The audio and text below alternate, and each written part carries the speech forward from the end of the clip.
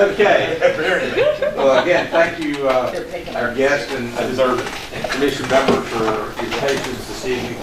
So first order of business is to have a roll call. And since it's my normal job to do it, I'll keep on doing it. Commissioner Lovett is absent.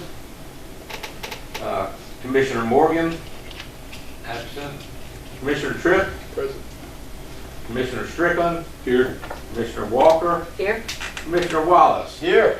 Commissioner Parham is excused. Vice Chair Lee is excused. Vice Chair Paragoy is here. So we do have a quorum of 5, which is required for us to do official business.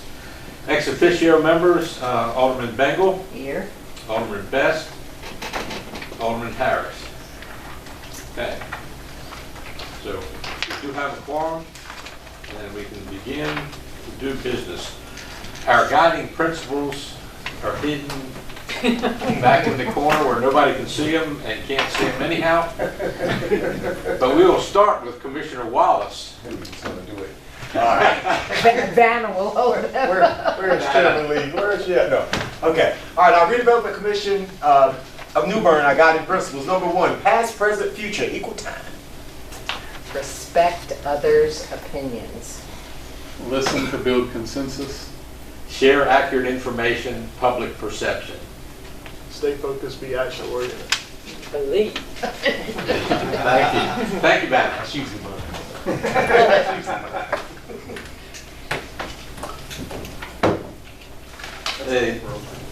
Yeah. The next item on our agenda is minutes from the public comment period. Take that back. So if anyone from the public would like to address the commission, feel free to do so. We'd love to have you. Remember, there is a 4-minute time limit to comments. So it is time for public comments if anyone so desires. Okay. Seeing no one approach to the podium, we'll move right on. Now we get to minutes. We have the minutes before us of the July 13th, 2022 meeting of the Redevelopment Commission. Are there comments, corrections, additions to these minutes? I would like to, on the second page, on number 5, at the very bottom, it says motion to set the minimum bid requirement at 75% of the tax property. I think that should be tax value. Yeah, that's what the tax value. Okay. What page is that? Okay, and then at the top of, I think, Number 5. Okay. at the top of the third page, said, Co-Chair Paragoy stated that another quote received by an independent, I think it was from an independent contractor. Okay. Non-substantive.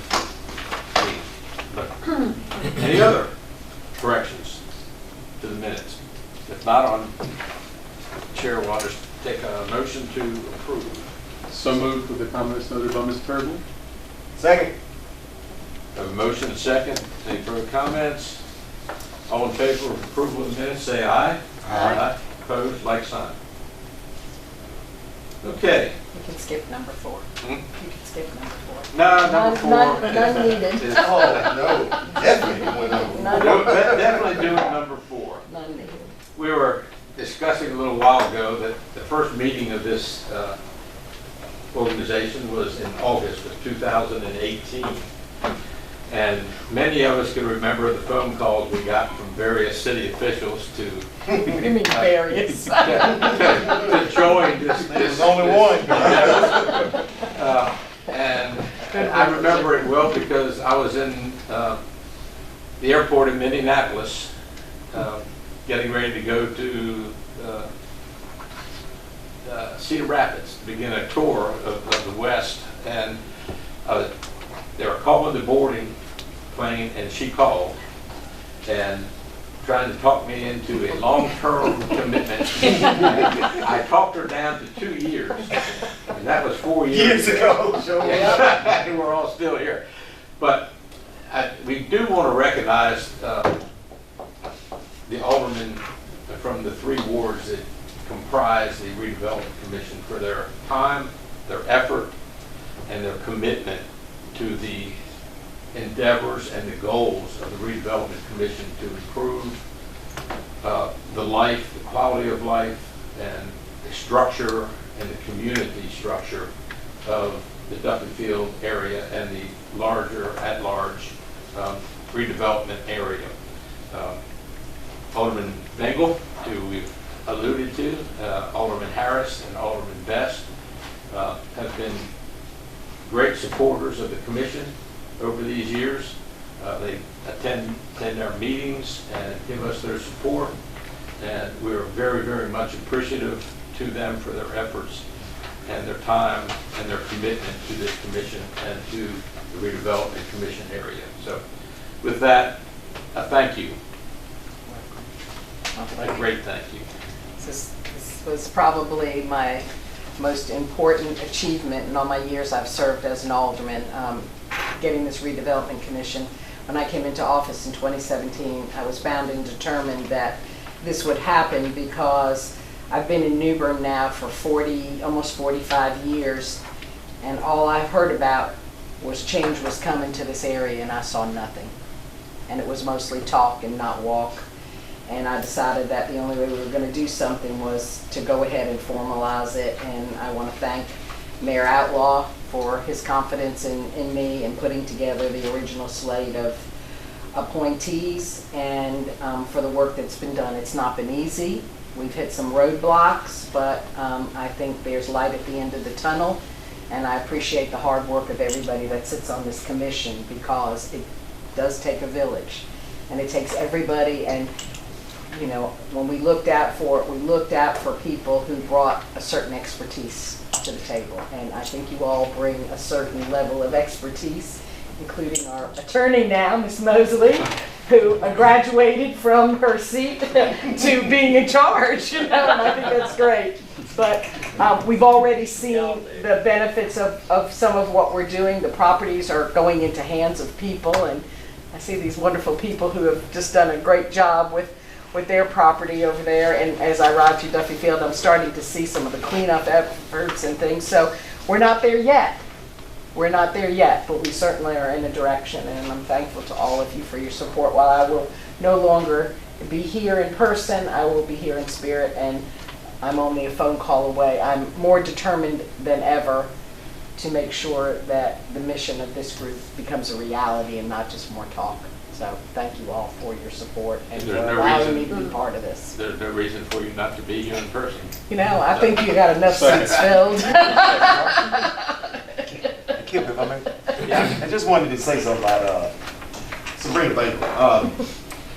I have no idea, buddy. I have no idea. I live by the tenets of 3 I's, and that is inspire, impact, and invest. We usually talk about children when I'm saying that, but I can correlate that with Sabrina, because again, we wouldn't be here without her. It's her baby. She, got us all corralled. When it comes to investment, she was serious, and we saw that a month ago.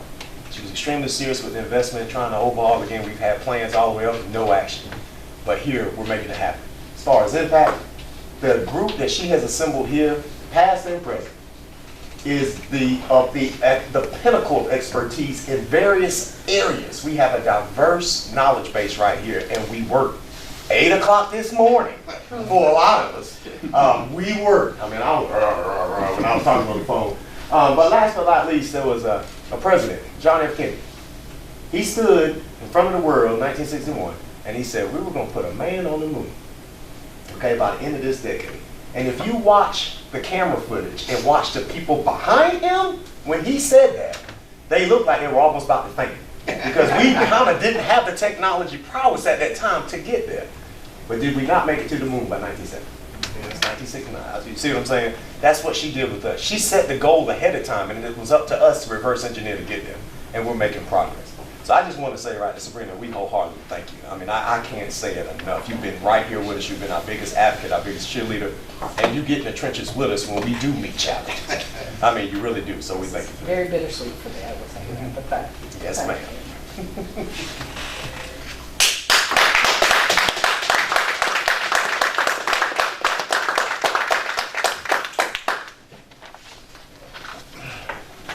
Any other thoughts or comments anybody would like to share?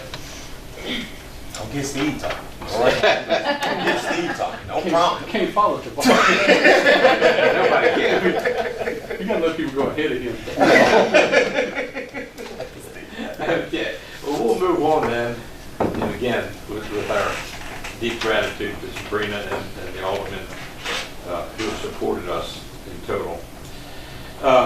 Item number 5 on the agenda is consideration of adopting a resolution to initiate the upset bid process for 827 Cedar Street. You have the information in your agenda packets about this piece of property. If you recall at our last meeting, we're following our protocols, and the bid has now been submitted to purchase this property. And if you remember, it's a little tiny piece of property, about 18 feet by 40 feet. Mr. Richardson desires to acquire. Who's clear? Mm-hmm. So adopting this resolution initiates the upset bid process. That's correct. Is that correct? Okay. So the law doesn't allow us to sell property directly. So Mr. Richardson has initiated the first several steps in our procedure. He's made a minimum bid according to your policy. And if you want to, if you determine that you don't have a use for this parcel and that his intended use is consistent with your redevelopment plan, then you might consider adopting this resolution, which will initiate the upset bid process. An ad will be published in the newspaper. Anybody who's interested will have 10 days to upset that bid. If they don't, or if they do, the final highest bidder will be reported back to you all, and then you will have the option at that point to convey the property to the final highest bidder. This property is owned by the Redevelopment Commission. Yes, it's our property. Therefore, Question, will it still go back to the Board of Aldermen for approval after it's deemed the highest bid, correct? Yes, ma'am. yes. The only other issue with this is that we talked at the last meeting about, since it is Redevelopment Commission property, attaching some deed restrictions to the property. And if you recall, Mr. Richardson wanted it for additional parking area, and our discussion was about limiting the ability to store junk cars, stripped down cars, unoperable cars, which we've had a year-long process to improve that situation in the community. So we don't want to let it happen again if we can avoid it. So the option is for us to adopt the resolution with restrictions. And if you recall, we gave the restrictions to Mr.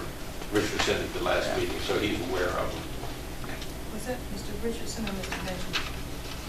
Maybe that was Mr. Benjamin. Benjamin. That was Mr. Benjamin, you were right. Yeah, that wasn't me. Okay. I'm Mr. Richard. Okay. I apologize. Okay. Just make sure that he's aware of it, and, you know, if he has any issues or. If you'd like to give Mr. Richardson an opportunity to speak. Yeah, do do that. you have any comments you'd like to share with the board, Mr. Richards? Yes, well, the property is now 8 foot wide, and it's squared up with the piece of property that I have in front of it. Mm-hmm. And at the present time, I maintain the property too, ever since the house been tore down. So, for us using it for a parking space, that would be an option, but I just wanted to extend the property that I do have. Because when the house was there, it's not really wasn't, everything was built on the line. So it wasn't no room to get around it. And that would be room for me to get around the building, access. And I don't intend on building anything or junking cars there. So I just want it for personal use. Okay.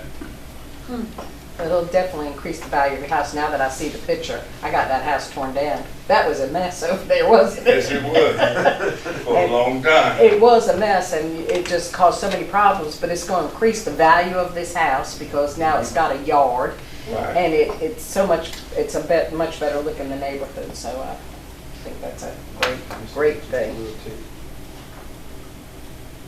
Believe me, that house didn't look like that when we tore it down. It was much worse. He ain't got no raggedy or ugly cars. Not a one. Yeah, You need a motion. yeah, we need a motion to adopt the resolution. And Mr. Chair, if I can add, the resolution before you tonight does not include any restrictive covenants. So if you would like to impose any covenants consistent with what Mr. Richardson has indicated as his intent, then you would need to make a motion to initiate the upset bid process subject to certain restrictive covenants. And I think To the adopt the covenant resolution with with restrictive covenants, and I think the covenants that Mr. Vice Chair is referencing are no junk cars, no inoperable vehicles, nothing that will attract a nuisance, those type things. And I see Mr. Richardson shaking his head. Are you in agreement with those types of conditions? Yes, I am.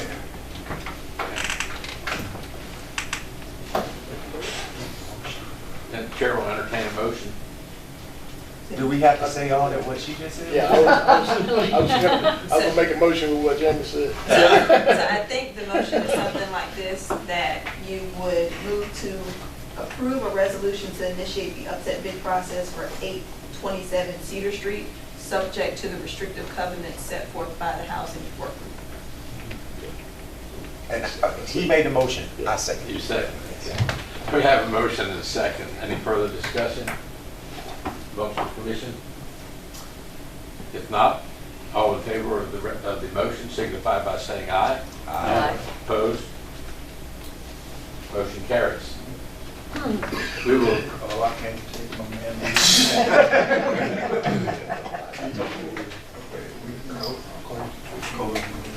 Yeah, done.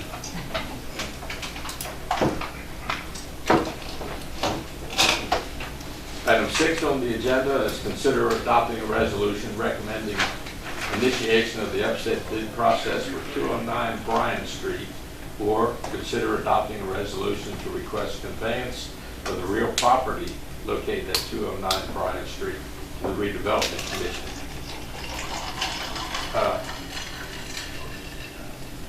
Sure. Madam Mosley, would you like to give us a brief description of Sure. So as the you resolutions? As you know, as you've seen in your packet, the property here that we're discussing now, 209 Bryan Street, is currently owned jointly by the city and Craven County. Because that property is located within the Redevelopment Commission boundary, it is your purview to make a recommendation to the governing board about whether the intended use by the intended purchaser is consistent with the redevelopment plan, and if any restrictive covenants are necessary to carry out that plan. Before you are two resolutions tonight. One is to recommend that the Board of Aldermen initiate the upset bid process. After you hear the presenter tonight, you can say, this is a good idea, this is a productive use of the land, we don't have any use for it, we think that this person should have an opportunity to buy it. You can communicate that intent to the Board of Aldermen by adopting that resolution. Alternatively, you have the option to ask the governing board to convey the property to the Redevelopment Commission so that you can attach restrictive covenants. As you know, the governing board cannot convey real property with conditions. If restrictive covenants, conditions, etc. are to be applied to any property in the redevelopment area, that has to happen through you all. So I think the intended purchaser is Mr. Diggs. Mr. Diggs is here tonight.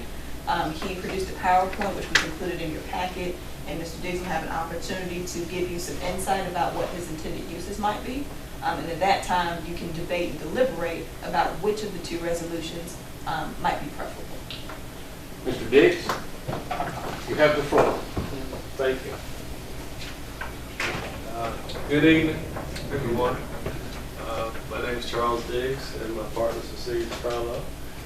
She's a native New York State. I'm a native North Carolinian. Give you the background of my experience and knowledge of New Bern. Please don't hold this against me, but back in the 1980s, and I date myself a little bit, I used to live at New Bern as a Marine. I wasn't stationed over here in Havelock, but I was down at Camp Lejeune. I had some classmates that joined Marine Corps, and they were stationed up here. So I became familiar with New Bern back in 1980. Our journey together on this moment here started about 3 years ago, whenever we were down in Wilmington, we have a property in Wilmington. And when I left Wilmington 20 years ago, Wilmington was a nice little quiet town. Okay, and the property that we have there is on Carolina Beach Road. 20 years ago, you could make a left turn, make a U-turn on Carolina Beach Road. It's grown now, so it's just too tight. We started in Elizabeth City and worked our way down the coast to Myrtle Beach, looking for a community that we would like to retire to. And that's why I'm standing here tonight to make my presentation to you. And as far as 209 Bryan Street goes, it's a lot, as in the presentation, it's a lot that is approximately 50 by 100, a little less than 5,000 square feet. Proper space there. As zoned as an R6, which I think by your building codes it allows for just construction, minimum construction of 1,500 square feet. Structure, residential construction, single family 1,500 square feet. My plans are to construct a dwelling there for myself and Mr. Carlo as our primary resident during our retirement. In the presentation, there was a couple of plans that I put in the presentation. If you move it forward for me. That's the area view of the lot. That's some of the one of the properties that are on Bryan Street. If you go ahead, and that's another one there, 209. That's the lot beside it. The lot in question, said property that I'm here talking about tonight. Keep going, please. 211, that's the other side of the lot. It stand in the road beach at the right. And that's just an average, that screen there is an average of the square footage of the properties in that particular block, 200 block of Bryan Street. You see the average there is of 1,271 square feet, and there's a 1/10 of an acre. Each lot average out about 4/10 of an acre. And as you see, 209 Bryan Street is pretty much average of all the other lot sizes. This is one. This came from a stock plan or through home plans or something I've been looking at. One of the plans I've looked at. If you would go to the next slide. This one here, I really like this plan. As far as what we would like to build here, it runs about 1,400 square feet, 1,350, 3 bedroom, 2 bath. And what I like about this one too is on the side entry there, there's a hallway that separates the living, front room, kitchen there, dining area, and in the back is the bedroom and bath area. And why I bring this up, and upstairs is two more bedrooms and a bathroom. And the reason why I bring this up too is that I am an investor. I have a few rental properties, but in this one I was thinking maybe it could also be used as an Airbnb to bring in people to visit downtown area. Bryan Street is within walking distance. We walked it a couple of times when we were down in New Bern looking at the properties. So that would be our plan for it, to make it our retirement place as our primary retirement place, but also have the option if we so choose so that we can lease out the back end of the house. In the presentation, according to the zoning plans ordinances that I saw, 209 Bryan Street would fall within would be zoned as I could, as a place where I could use it as a single family dwelling. Also, I could use it as short-term rental if so desired. It would be within the restrictions of the code, of the local code. All right. Is there any questions? I really don't have anything else to add to that presentation on 209 Bryan Street.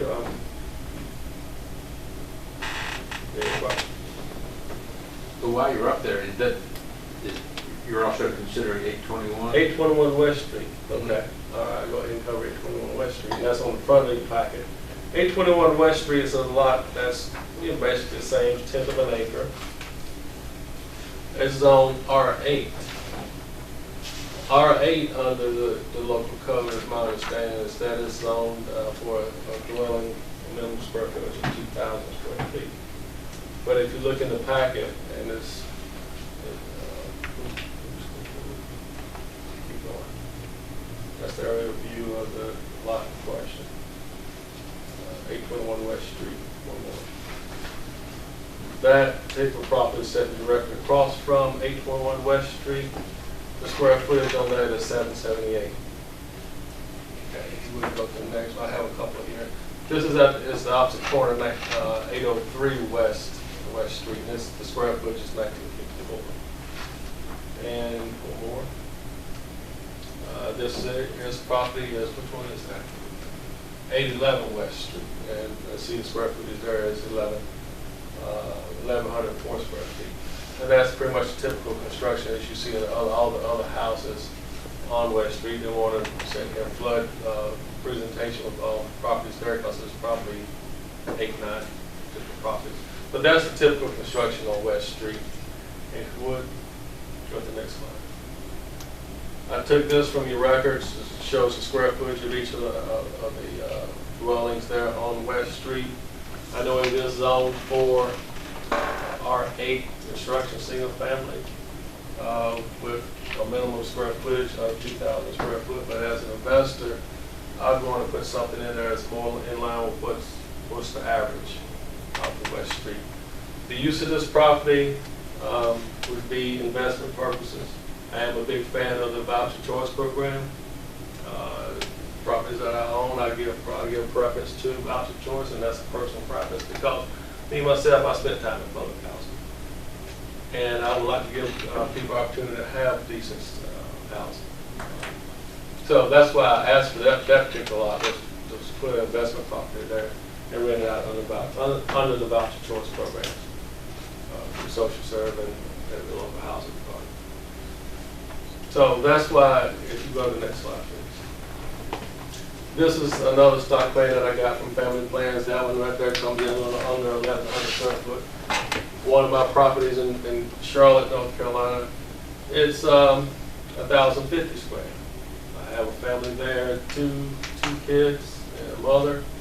Been there for 3 years now, 3, 4 years, yeah, something like that. Plenty of spaces, a 3-bedroom, eat-in kitchen, master bedroom separate from the kids' rooms, 3-bedroom, 2-bath, and I think that would be ample size, in my opinion, because of the cost of them having to pay electric.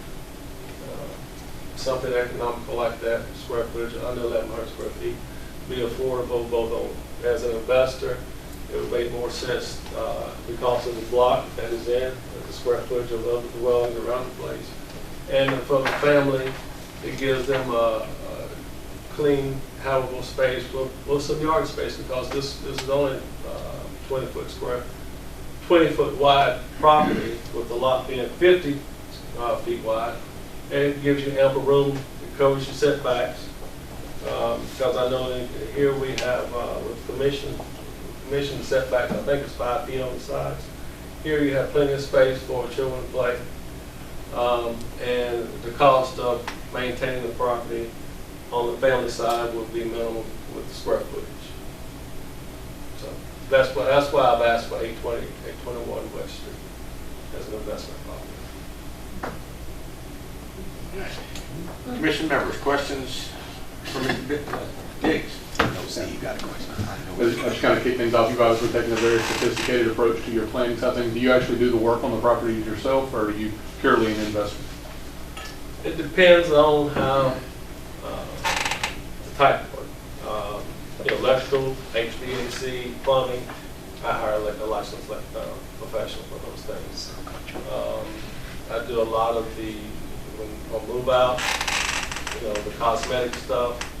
I have experience with that. I do have some light plumbing experience. Really don't like dabbing into electrical. Like I said, I usually hire the electrical professionals for that. But for the most part,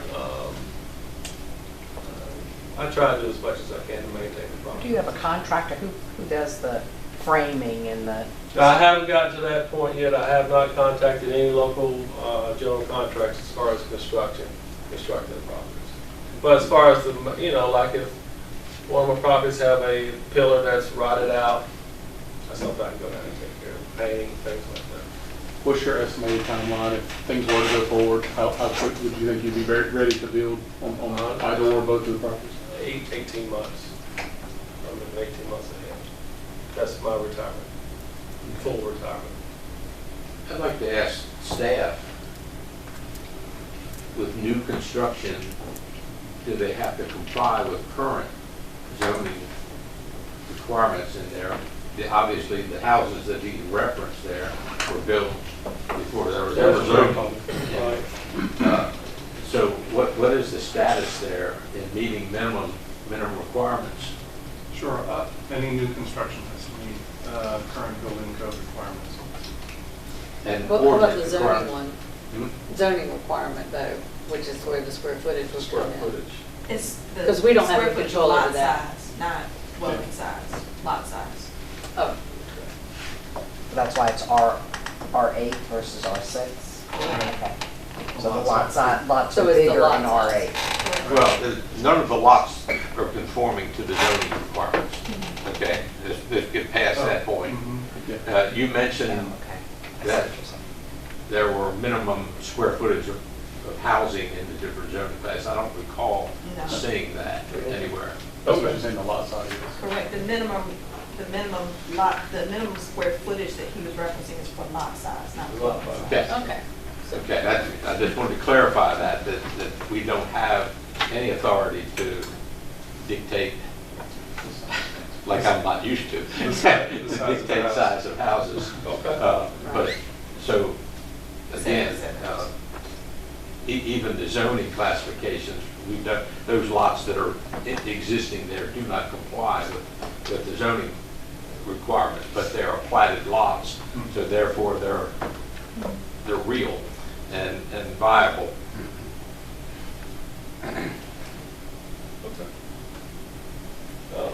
Any other I questions? just have one comment relative to that. I think I would feel more comfortable if the lots were conveyed to the Redevelopment Commission, where you could put some restrictive covenants such as timeline. I want to make sure that the lot doesn't sit there for 10 years or 5 years or whatever, and that something is built on it, and things like that you wouldn't be able to do if the city sold it. Well, in watching you guys last night, you actually talked about that on Rems Avenue about reversion clauses and so forth. So the city is Coming alive, but there's some things we can do and we can't do. The interesting thing to me was Mr. Diggs' timeline, because I think that's something that was a great question from Steve, that we can work with his timeline and still proceed to have those lots turned over to the Redevelopment Commission and then commit to sell them to Mr. Diggs. Through the upset bid process. Through the upset bid process, which we have to do.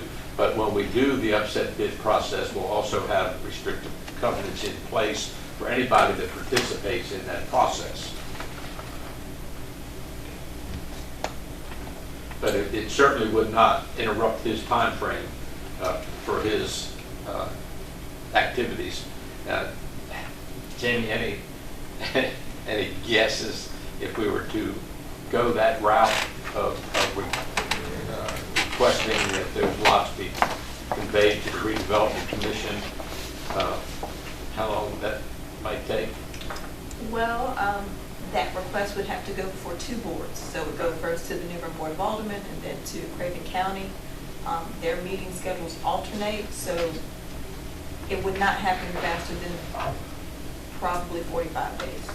Yeah, but that's in ample time if we can get the cooperation of the county, right? Yes.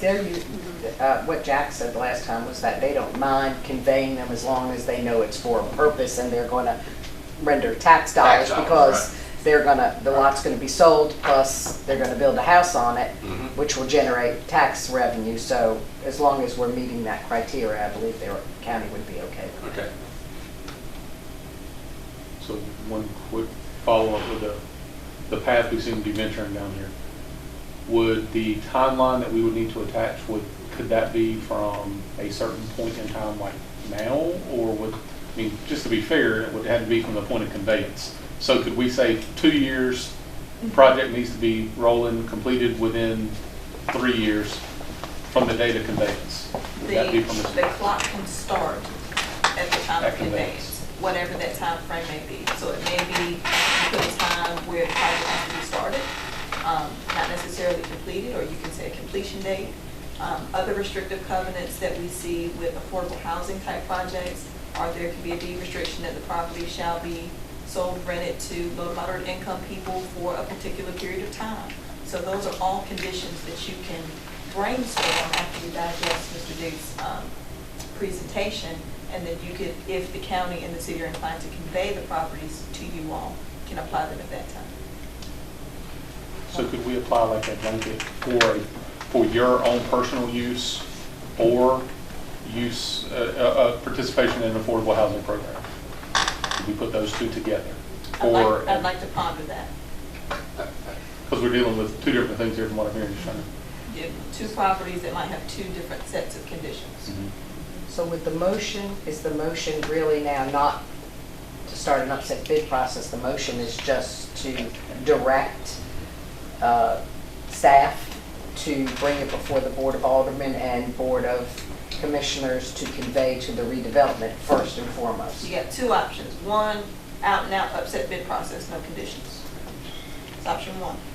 Option two is asking the New Bern Board of Aldermen, Craven County, to consider conveying the properties to you all so that you can apply the appropriate restrictive covenants. But not to start the upset bid. Correct. Okay, I just wanted to be clear about that. And those resolutions were in your packet of Yes. information.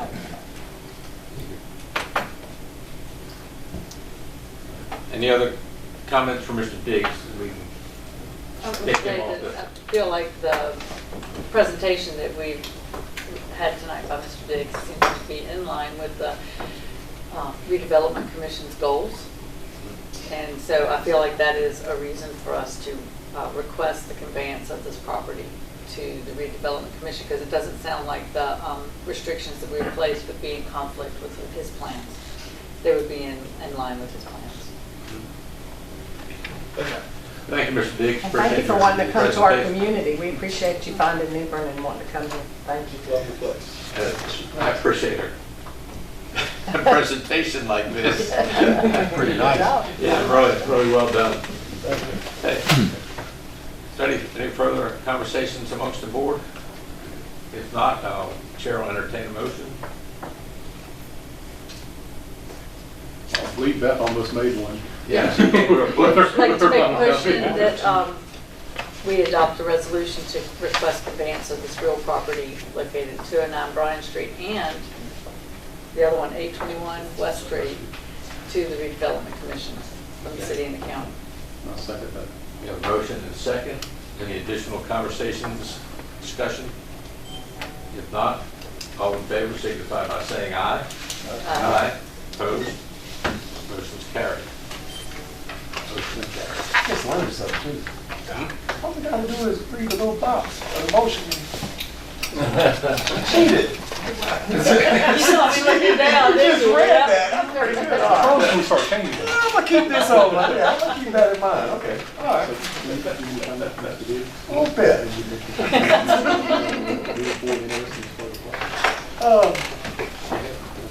Mr. Diggs, just to kind of be completely clear, we're very much interested in moving forward with this. We're kind of working our way through things systematically, so don't by any means take the delay in the process and thing. You dealt with government enough, it sounds like you're very familiar with it, so. I used to work for them. So this is a relatively new aspect for us as far as trying to pull things out of the county and the city together and work with that, so we appreciate your patience on that. They're very much interested, as you could tell. As long as I'm breathing, I don't want to make New Bern a retirement again. Awesome. Thank you. Thank you. Awesome. Did the camera get that?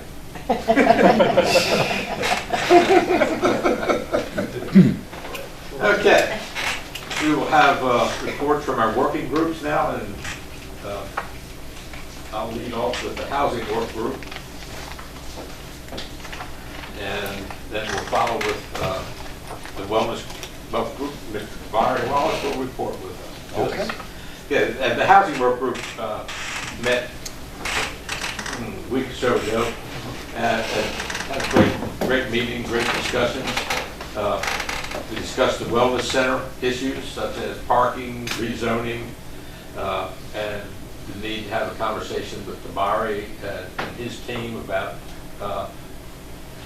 moving forward with actual design of the structure that we're going to be putting in place. And I'll let him carry on with that. We discussed the Eubanks Street house and the issues there. And Beth, you want to bring us up to date? Well, as of right now, we are looking to find a mason to do the foundation work for that house. And it's my understanding that since the city, we've looked for 3 options, that we can select one at this point in time. Yes. And move forward with that. Right. I do have an update from today. We have our staff looking at approaching various masons that they are aware of and that they know have been vetted by the city. And so they're expecting to get information back from them by next week. But there is the caveat that we shouldn't be thinking that they'll be then putting bricks on the ground the next day. That's going to be some time for them to, one, get it in their schedules, whoever they are, and that will, of course, affect who we decide to use, but also the amount of time it takes them to order and deliver the materials.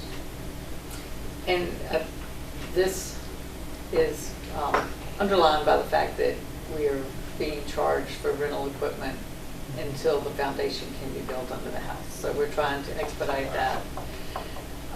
And this only includes the foundation work so the house can be set down. It does not include the rehabilitation work, which is still, there's a bid opening for that next week. And we have had 2 pre-bid meetings publicized and held. Nobody showed up for. Wow. Okay, so that creates another interesting level of. Although the second Now, what kind of meeting is that? a pre-bid meeting. Oh, pre-bid. And the For second one interested was, contractors. Okay. the second one was only optional. Okay. We have advertised for contractors and we have sent invitations to contractors specifically for this work. Wow. For a job of doing the block work, why do we have to get 3 bids? I don't think we do. No, we don't. You made comments we're trying to get 3. But we had tried. Yeah, we're contacting 3. To see who can come out. Yes. Contacting 3. Okay. That's 3. Numerous masons. But you don't have to have 3 different bids. You just, That's you have correct. 3 options you're trying to get. That's Who correct. can be here the fastest and get the work done. That's Yeah. right. In our public works, did they have a solution to getting the equipment from under the house now? Well, it's just a frame, I guess, some steel rails or whatever, but the charge is like $500 a week. And I guess we've been sitting on their stuff for a while, so it's reasonable. So, but I'm not certain. I thought our public works was maybe going to try to assist with something. Terry, if you know of There is. masons they need to contact One of him at the city. potential masons had mentioned that they would need to add to their price to clear out and clean out underneath the house before they started.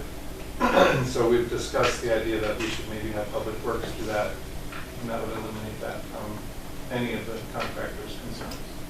That may be what I heard about. Okay. Oh, okay, that would, yeah. Underneath, yeah. Cleaning out underneath. Yeah. Makes sense. Okay, any other questions about the Eubanks house, the status of it? Okay, Housing Work Group also reviewed lot purchase requests such as Mr. Diggs just made to us, and have come forth, had recommendations, which you've already complied with, so that's good. We also looked at some potential lot purchases that have been presented to us that are not official at all. We just looked at them and discussed them within our little work group, made no decisions or recommendations one way or another. We also looked at preliminary lot plans for Jones Street and A Street at our meeting. We talked about that we need to get serious and move on with land planning on those projects. And we also yesterday had a very nice conference call with Dr. Caldwell. And the summation of that call was that the Housing Work Group recommends the acceptance of the deliverables for Phase 2, and that we approve the payment of $5,000 as per the contract for the Phase 2 work that Dr. Caldwell did. Both parties agreed that funding is the next hurdle that we have to clear, and that both parties will become active in pursuing funding opportunities that are out there. He's going to do some of it with contacts he has, and we're going to, within our purview, look at funding opportunities also. And when funding is secured one way or another, then Dr. Caldwell will be invited back to the table at that time as a participant, along with anybody else who wants to participate in that, because of the requirements and statutes that we have to deal with. Is not an exclusive type of opportunity or arrangement. It is one that we will have open procedures with and transparent activities in dealing with developers utilizing our funding that we have been able to secure. So it was a good meeting and good conversation, and everybody headed out looking for money as usual. I'll be a pain tonight. Okay. And we also are arranging our due diligence visit to the Carter property to fulfill that obligation of that contract that we have with Mr. Carter to purchase his properties on Bloomfield Street. So that's a report from the Housing Work Group. Tabari? All right. Been an eventful day, ladies and gentlemen, an eventful day. Oh, are you tired, Reggie? I am. Okay. Yeah. Girl, you called me about 7:30, 8 o'clock. I know. Hey, I was called 7:30, 8 o'clock this morning myself. All right, the Wellness Center update. There's some new developments that happened today. And I am going to wait to go into those developments because I have a meeting with the Duffield Residents Council tomorrow at 6 p.m. To actually try to ascertain and get a pulse of option 1 and 2 in regards to parking and what to do with the M house. Okay. Also, I need to get with Matt about the canal project. We're a month overdue with giving them the summary of that, and they are definitely waiting. They threw that right at me today when I arranged this meeting, so I definitely need those specs for that. But in discussion about the specs of the building in regards to the Wellness Center, I want to thank the Housing Work Group because instead I was assuming they would build the building and we would adjust with the programmatic aspect of the building, but they're experts, as I said earlier, and they said that we should actually inform the specifications in the rooms of the building prior to breaking ground. So I called to me an expert. He's so humble, he's not going to tell you. But in discussions with this expert, he wants to remain nameless, I found out there were certain laws and medical regulations that impact the specs, you know, what we want to put in the building. So that's going to have an impact on what we do. We're hoping that we can get the expertise of Scott Harrelson, where he can assist. But if it's a medical center, it's a certain guidelines you have to follow. If we coin it as a wellness center, okay, there's certain guidelines we have to follow. Not as intense as the medical center, but there's certain things that we have to do. I'm hoping we can come to a compromise of a hybrid type of model in regards to this and see if the specs, see where we can have some wiggle room in regards to the specs, because it won't be, the nurses will be there, but like we kicked around today, a doctor possibly, if we can get on Thursdays to come in, you know, from 1 to 5. If that's the case, we have to consider that once we begin putting things into the building.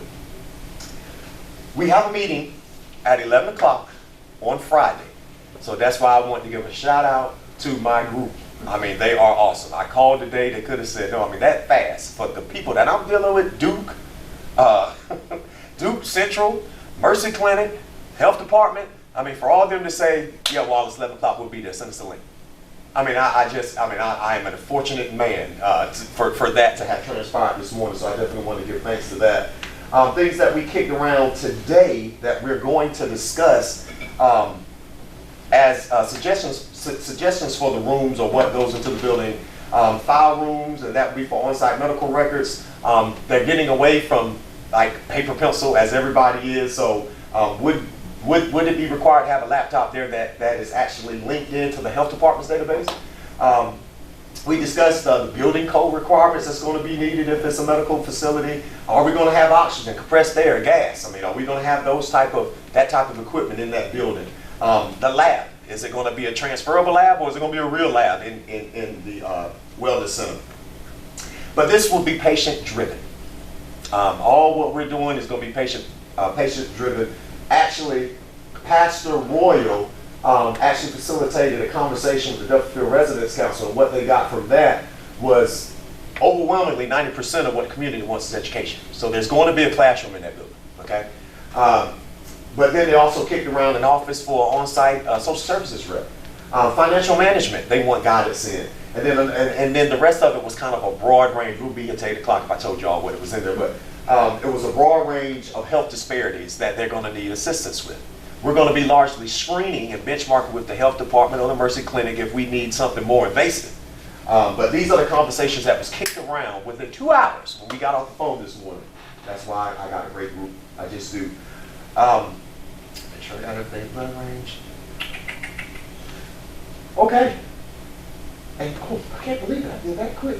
Okay, last but not least, I got to give this last shout out to a man that went through that's just been through something, the trials of Job, over the past month. And he has been steadfast, even though he was in recovery, with keeping the ball going and keeping the interactions with Dr. Livingston, Dr. Boone. I mean, when I called him today, they were ready. They already knew. So, well, Reggie was waiting on you. I mean, what in the world? And I had mistakenly, last time I talked to him before he went and had surgery, mistakenly hit the block button on my phone. So when he was calling me, I wasn't getting it. I'm like, where's Reggie? And he's like, where am I?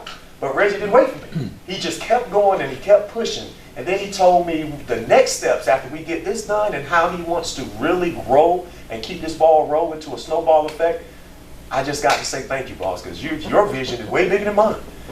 So the next report out that I have next month will go into those next steps. I would do it tonight, but Kip's on point to set a record into this meeting. So I'm not going to do it.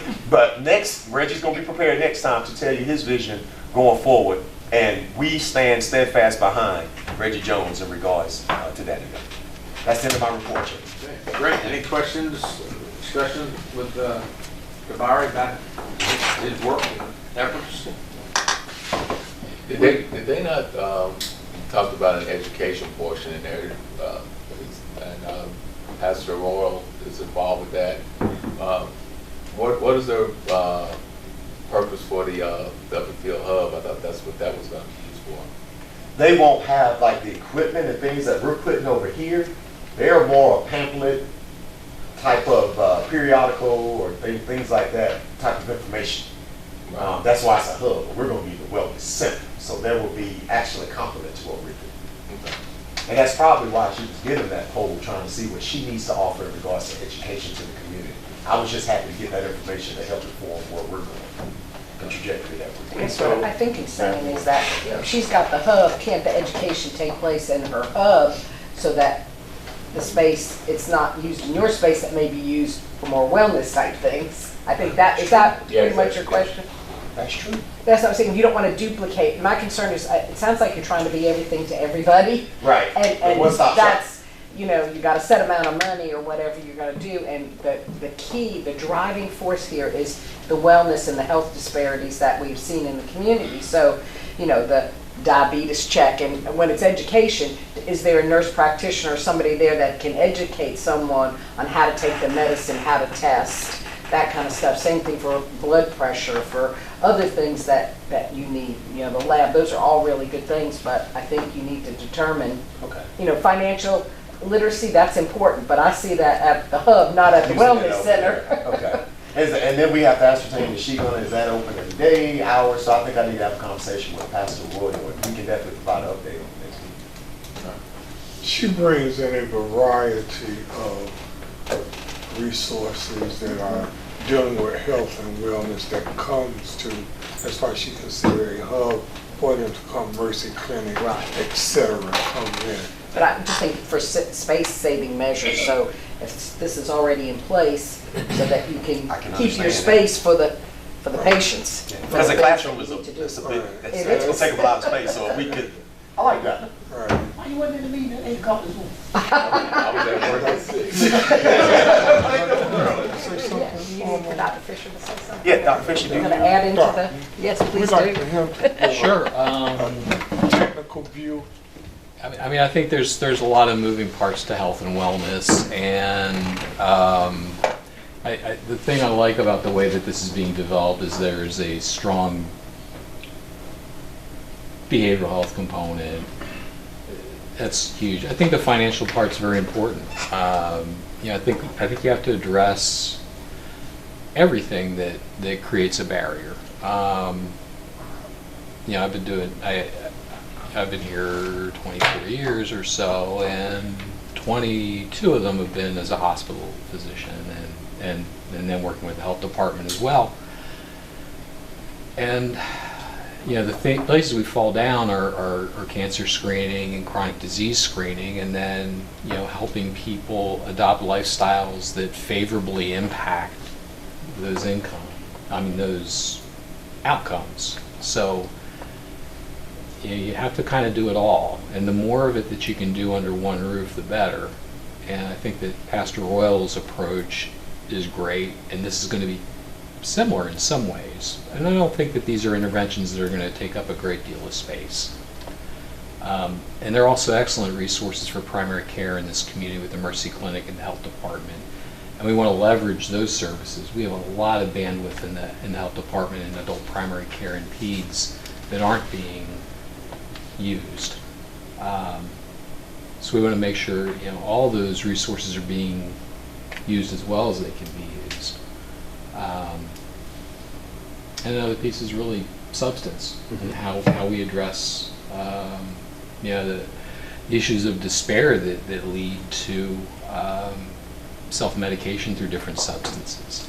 And, so there's a lot of layers to this. So I'm really excited to be part of this, and you know, whatever we can do to move the needle of you know, the health and wellness in the community, we want to do. Just to add to that, Kip, our meeting at 11, the rough draft you sent this morning, I'm going to project that to them and share that with them, and then that's when we'll have the visual, and then we'll start seeing what can go where and this and that to help inform where y'all are going with this. And to piggyback off of the excitement, this is from fresh off the press from Dr. Livingston from North Carolina Central.